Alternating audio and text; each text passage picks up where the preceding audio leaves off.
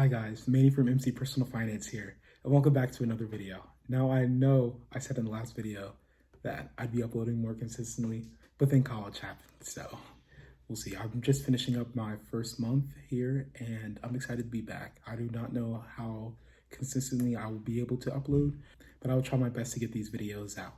So today what we're going to be talking about, from what you could probably tell from the title, is 5 ways to save money as a college student.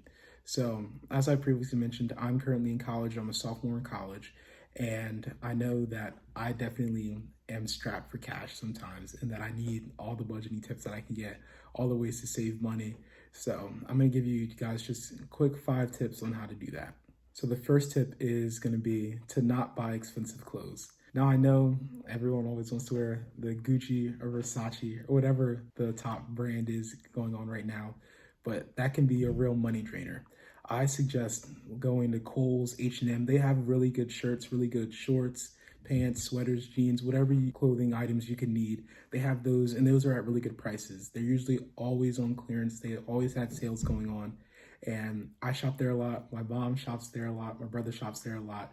Now, I'm not saying they should sponsor me, but I think with the amount of money I personally spend at Kohl's, if they wanted to send me a sponsorship email, I wouldn't turn it down. But seriously, the clothes they have there are really nice. And also another tip going along with this, if you buy the clothes out of season, like if you start buying summer clothes now that summer's coming to a close, or if you buy winter clothes in the summer, if they have them available, you can get them really cheap and they'll still be the same quality and the same clothes that you would have bought in the previous season, but now you're spending 20, 30, and even up to 50% less. Now, number 2 is going to be the hardest one on this list, probably, and that's going to be to try to limit how much you eat out. Now, I know the Travi Patty, the Travis Scott meal just came out, and I personally did get one like a couple days ago. It's left, it's lit, but eating out constantly, twice, 3 times a week, that can really get your money down, and that's not what you want. You want to have your money going towards these outrageously high tuition prices. No, but you just want money to have so you can save, you can invest, and grow their money for the future. And limiting eating out is a great way to save money. Now, I'm not saying you always have to eat at home or eat at your dining hall, but by limiting it, that money can go towards, if you have like a kitchen that you're able to cook, it can go towards groceries. And plus, by eating out less and cooking more, you learn arguably one of the greatest life skills, something that'll keep you sustained for the rest of your life. As long as you know how to cook, then you theoretically won't run out of food, if we're not taking into account the money that goes into buying the food. But that's a different story. When you do decide to go out, try and see if there's any student discounts available that you can get by just showing your ID card. Like maybe you can get a free drink, maybe you can get 10% off, just something small like that. Because those small things add up. And if you invest the money that you save from doing that, that small little bit of money that you saved in the beginning can grow to something when you're an adult.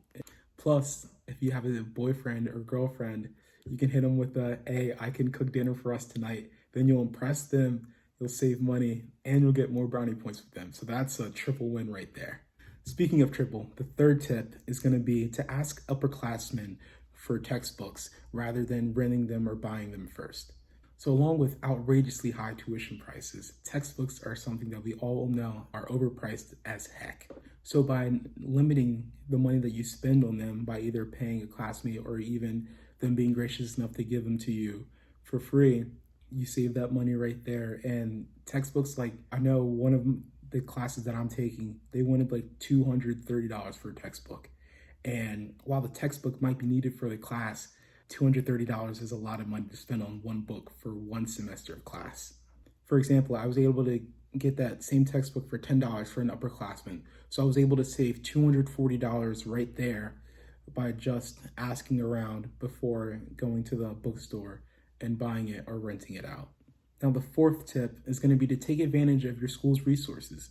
For example, like if your school has a library, if it has a gym that you get membership with by just being a student there, take advantage of that. So that way you're not paying externally for a gym or for a library or for anything else that you might need.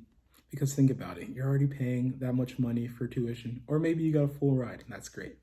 But your scholarship money is paying for that. So you might as well take advantage of it. They provide it, so you were going to do this stuff anyway. You might as well do them for free and save that money. And the fifth and final tip in this video is going to be to make a budget and to stick with it.